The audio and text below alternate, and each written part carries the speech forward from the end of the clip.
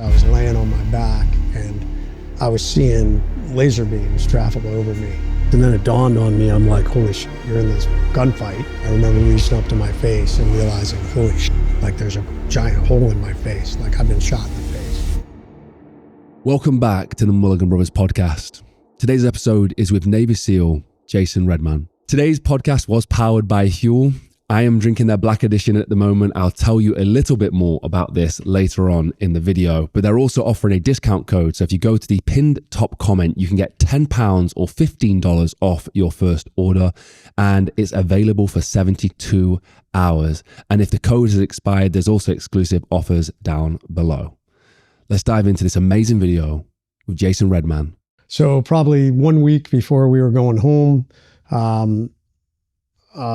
we got tasked to go after a high-level Al-Qaeda leader guy. He was the #1 leader for the Anbar province of Iraq. Launched on that mission. Took down the initial target. Nobody was there. We thought it was going to be a quiet night. Basically, we found all kinds of weapons and IED making components. And we were going to blow that in place. It was about 3 a.m. in the morning at this point, and we thought, okay, that'll be it. We blow this, we blow up the IED and explosives, and then we're out of here, extract, and that'll be it for tonight. And while we were waiting on that, we saw a bunch of activity on another house about 150 yards away. Saw some individuals run out of that house, run into some vegetation across the street. And my boss came up to me and said, hey, we just saw this. We had seen it before. We had seen individuals run and hide in vegetation and things like that. They not realizing, we have snipers with eyes and things like this who are watching. And he said, let's wrap these guys up. Typically good people don't run out of buildings in the middle of the night and hide unless they have a reason to. So we had wrapped up actually, terrorist leaders before several times on our earlier part of the deployment in scenarios like this. So yeah, I took my team. We navigated through this vegetation, coming up from the south to the north where these guys were hiding. And we did not know it, but they were the last part of a ambush line that they had put into that vegetation. So they had fighting positions built in there. They had multiple machine guns and AK-47s. And we came up behind them. But what ended up happening is we got separated in the vegetation. That's a really dangerous situation to be. We call it a blue on blue, where friendly forces are both shooting at each other with the enemy in the middle. So we made the call like, hey, push out of the vegetation. We'll push out of the vegetation on this side, and then we'll get to the north and we'll link back up. We were not aware. We were asking. At this point, we had a AC-130 gunship. It's kind of an aircraft that has weapons and high-level targeting equipment to be able to see things happening on the ground even at night. And I was talking to them and I said, hey, can you see anything? Are you seeing any movement? No, we're not seeing anything. Are you seeing any weapons? No, we're not seeing any weapons. So we just said, okay, we're going to push up to the north. We're going to link back up, and then we'll go into the vegetation and wrap these guys up. Well, yeah, we walked right into their ambush. So when we went up to the north, we walked right into what we call the kill zone. So all the weapons are pointed this way, and literally they opened up on us. So my medic was initially hit, took a round right below the knee, severed both bones, which dropped him into the ground.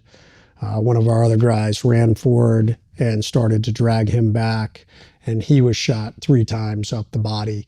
Still a strong and big enough guy to drag himself and the medic back to, it was like a tractor tire behind us. DJ was with us. He bounded back, and the only points of cover, meaning something that'll stop bullets, were the tractor tire, which is kind of like this large John Deere style, and like one tree. Then DJ fell back behind the tree.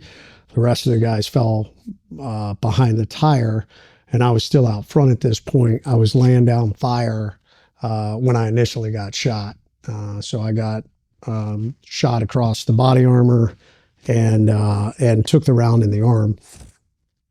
Well, I took 2 rounds in the arm, but I didn't know it at the time. I thought my arm got shot off in the moment. I'd never been shot before, and it was with a PKM machine gun. So it's a big belt-fed weapon that shoots pretty big bullets, 7.62 by 54. And when it hit me in the arm, I lost all feeling, and it actually felt like, I mean, and I've often described it like if you bang your funny bone, it's kind of like that, only by like amplify that by 1,000. It literally felt like a lightning bolt struck me in the arm and traveled up my arm and like spiked me in the back of the head, and then I had no feeling. So I think my arm kind of caught on my gear, because now it's nighttime. It's like 3:30 in the morning. So when I reached over, I didn't feel my arm. And my initial thought was, holy shit, I just got my arm shot off. I tried to shoot again. I think I dropped down. And then I was taking a lot of fire. At this point, I took a round off my gun. I had my left night vision tube shot off. I was taking really a lot of fire. So I decided I was going to try and move back to the tire.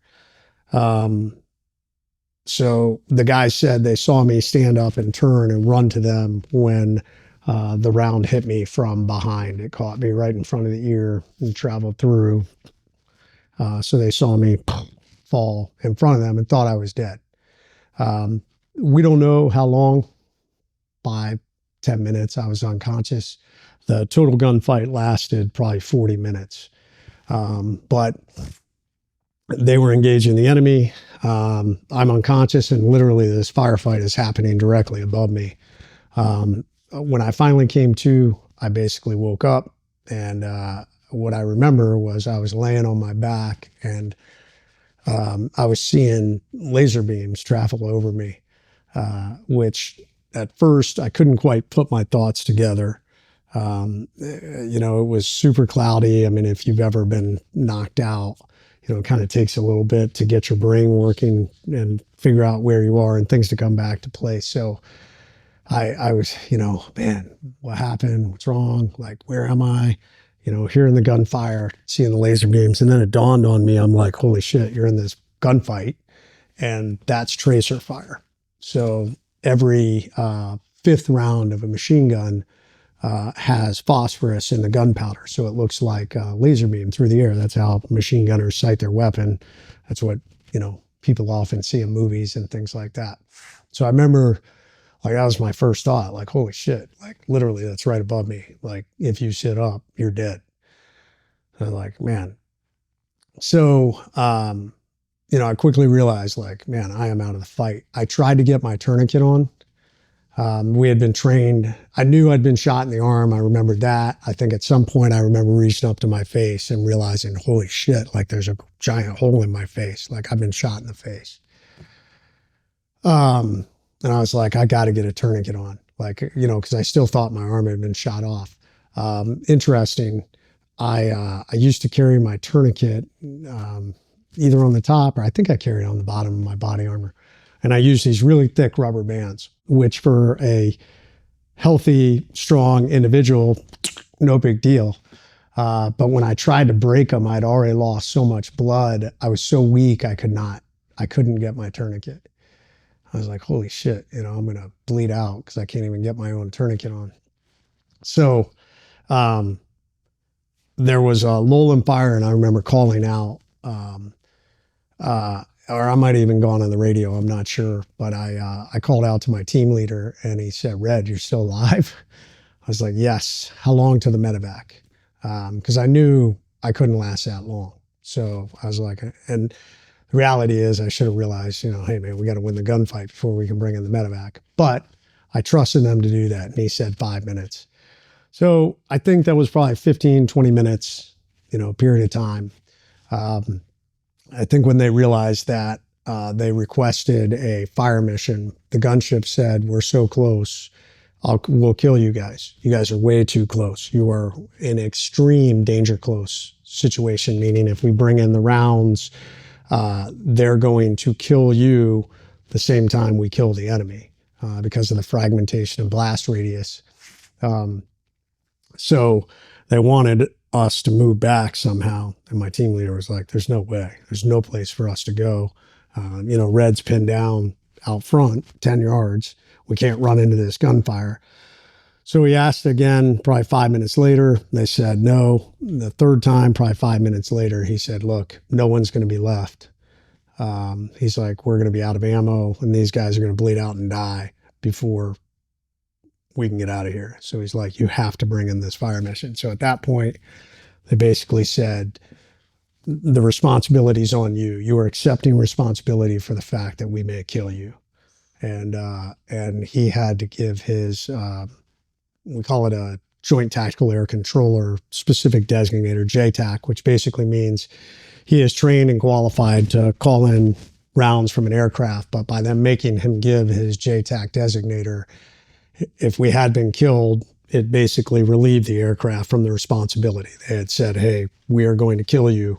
Like, you have to accept this. So he called out to me and said, hey, incoming. And I remember laying there, and the machine gun was still, and hearing the rounds go off from the gun. The aircraft flies at a pretty high altitude. You can't see it in the dark, but you can hear the gun go off. 40 millimeter fires a round that's about this big and about this long, and it's explosive. Has about a 60-meter blast radius. And I remember hearing it go off, boom, boom, boom, boom, boom. And like waiting, 1,000, 2, 1,000, 3, 1,000, 4, 1,000.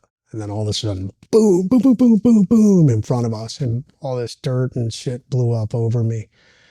And the gun went cold. And I remember hearing the guy on the gun crying out in pain. Allah, Allah Akbar. He was, calling out to his God. I remember thinking, stand by. And next rounds came in. Boom, boom, boom, boom, boom. At that point, my team leader ran forward and got me and dragged me back to the tire and got a tourniquet on my arm. So saved my life. The guys were also back there. They packed my face. We ended up calling in several more fire missions to take out the rest of the enemy. And then finally we called in the medevac.